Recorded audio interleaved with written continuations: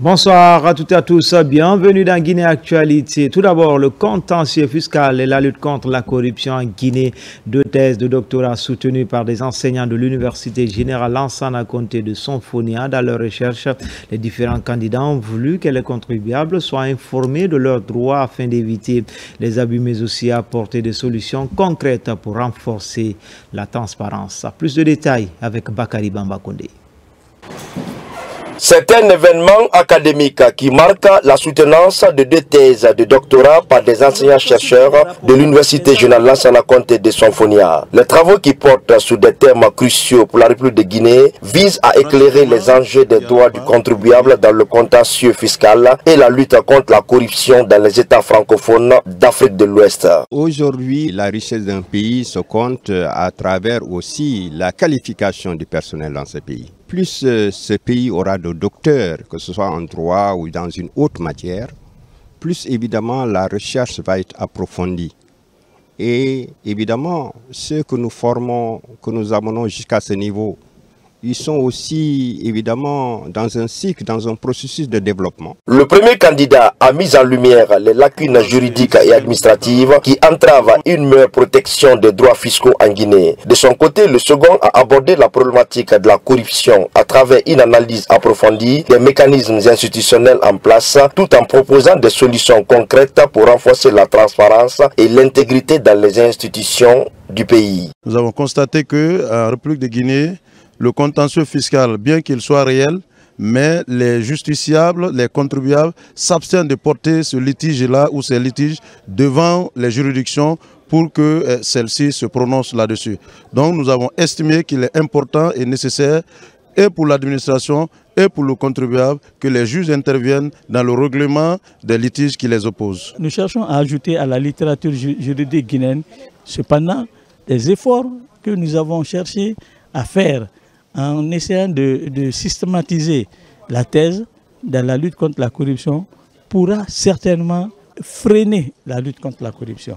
Le ministère de l'Enseignement supérieur a salué la qualité des travaux présentés et leur pertinence par rapport aux enjeux actuels en Guinée. Nous avons une grande majorité d'enseignants-chercheurs qui n'ont pas encore le doctorat, et pour avoir la qualité qu'il faut au niveau de notre système d'enseignement supérieur, il faut amener ces enseignants-chercheurs vers le doctorat. En abordant des thèmes aussi cruciaux que le droit du contribuable et la lutte contre la corruption, ces nouveaux docteurs contribuent non seulement à l'enrichissement du savoir, mais aussi à l'élaboration des solutions concrètes pour faire face aux défis auxquels fait face la République de Guinée.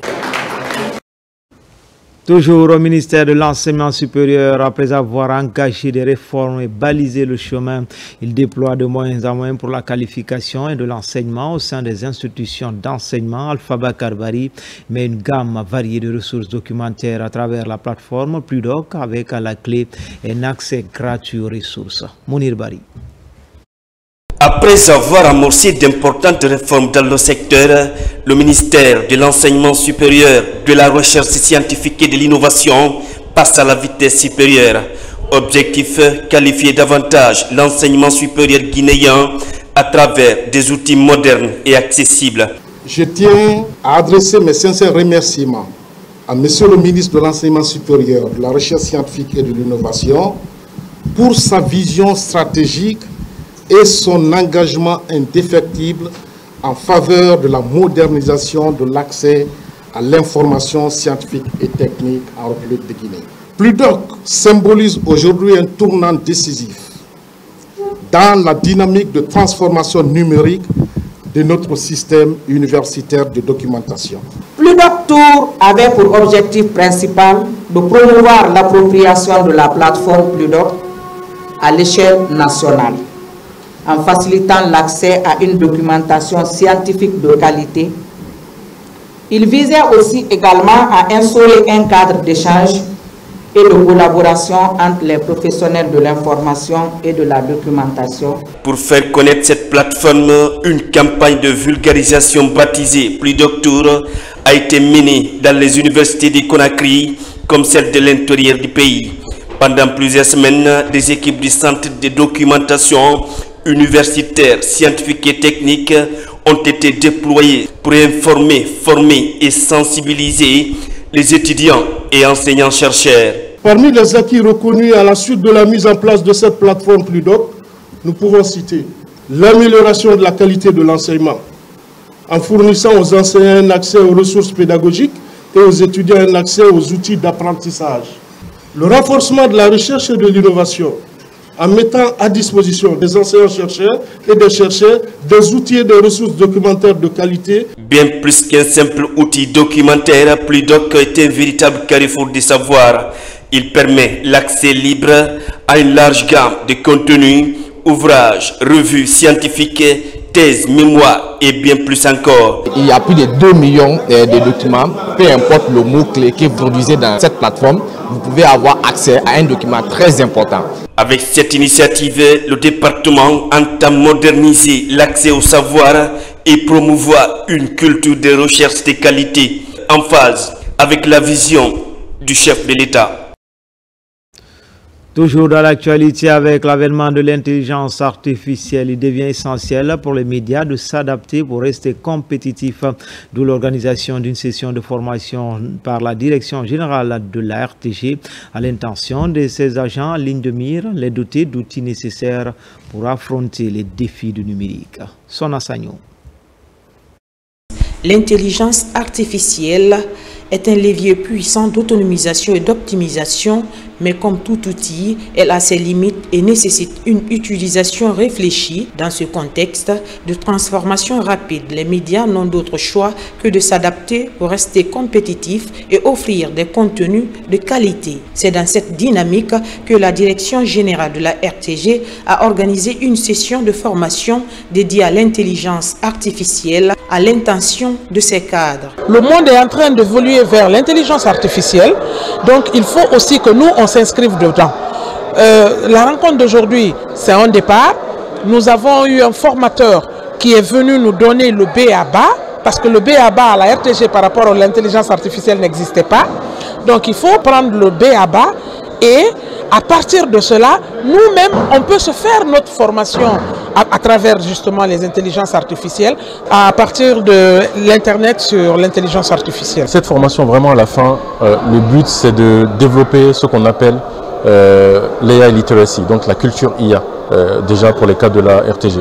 Notre vision à nous en tant que cabinet, c'est de faire en sorte que l'IA soit maîtrisée par le plus grand nombre de personnes en Guinée. Animée par un expert du domaine, cette formation vise à outiller les travailleurs de la RTG pour qu'ils comprennent mieux les enjeux de l'IA, maîtrisent les outils et puissent les intégrer efficacement dans leur quotidien professionnel. Ça ne rend pas le travail paresseux, mais ça rend facile ce que vous faites en l'utilisant, bien qu'il y a d'autres personnes qui ne l'utilisent pas à bon escient.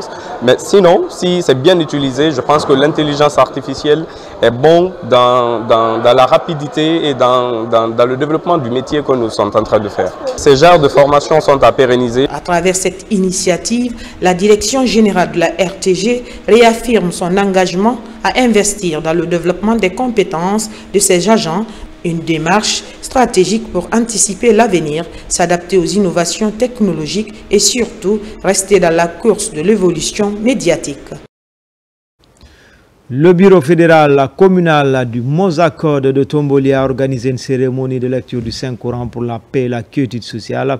Cette rencontre religieuse a connu la présence de la coordinatrice nationale entourée de ses pairs. Kerfa la presse Camara. C'est par un cortège de jeunes membres du bureau fédéral du Mozakode de Tombolia que la délégation de la coordination nationale du mouvement a été chaleureusement accueillie. Jusqu'à l'enceinte de la grande mosquée centrale, Khaya Diaba Doumbouya, accompagné du président de la délégation spéciale de la commune, a été porté par une ambiance de ferveur spirituelle. Les fidèles formant un cercle autour de la lecture du Saint-Coran ont prié pour la paix, la stabilité et la cohésion sociale dans le pays. Sans la paix, on ne peut pas bien dormir. Sans la paix, on ne peut pas même prier. C'est la raison pour laquelle nous avons, par notre manière, passé par le Tout-Puissant Allah, implorer sa grâce, sa clémence pour la paix dans ce pays. C'est la raison pour laquelle la jeunesse de Tombolia se sont levés comme un seul homme pour soutenir les idées du CNRD. Les valeurs de notre État, notre gouvernement du CNRD reposent sur les 3 axes, parmi lesquels le premier axe étant l'axe social. C'est à cela que nous convions toute la population afin que la paix et droit de cité, la cohésion sociale et la tranquillité dans le pays. Vêtues d'uniforme blanc, ces femmes membres actives du Mozakot ont répondu massivement à l'appel pour une Guinée unie et indivisible. Nous sommes des frères, pour ça il faut qu'on fasse la lecture de courant pour que la Guinée soit unie.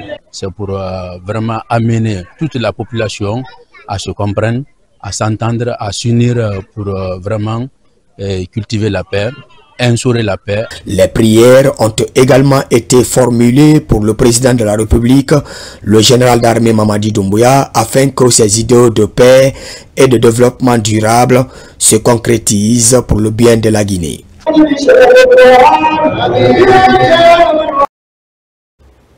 Enfin, lettre représente l'humanitaire et le développement communautaire à Sigiri, mais cette fois, elle décide d'être une colombe pour renforcer la cohésion sociale. La promotion 96 et amie de Tidiane Koïta, puisqu'il s'agit d'elle, a réuni plusieurs fidèles musulmans autour du livre saint pour implorer la grâce divine pour une transition réussie. Komara Moussa.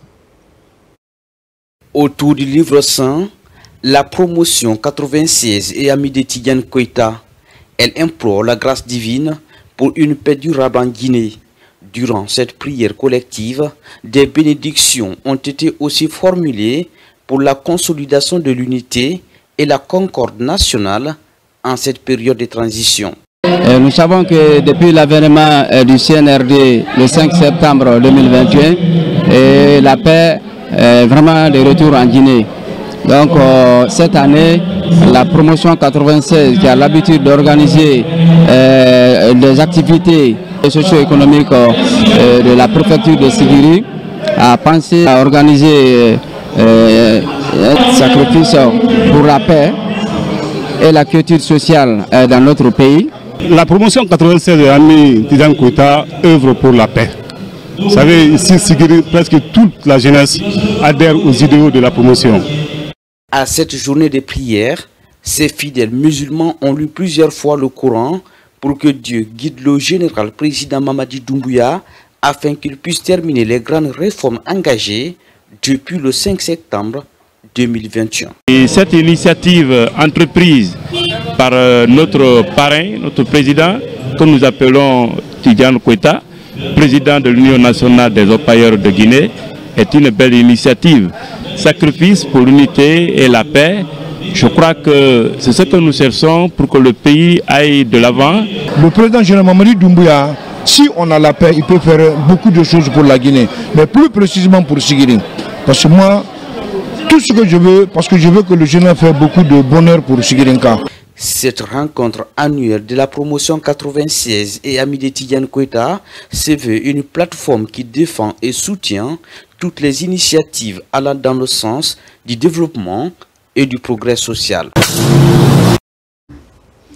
C'était tout pour les infos. L'actualité se poursuit sur le www.rtgguinée.info. À bientôt pour d'autres actualités sur la Guinée, notre paradis terre de richesse et d'innovation. Inch'Allah.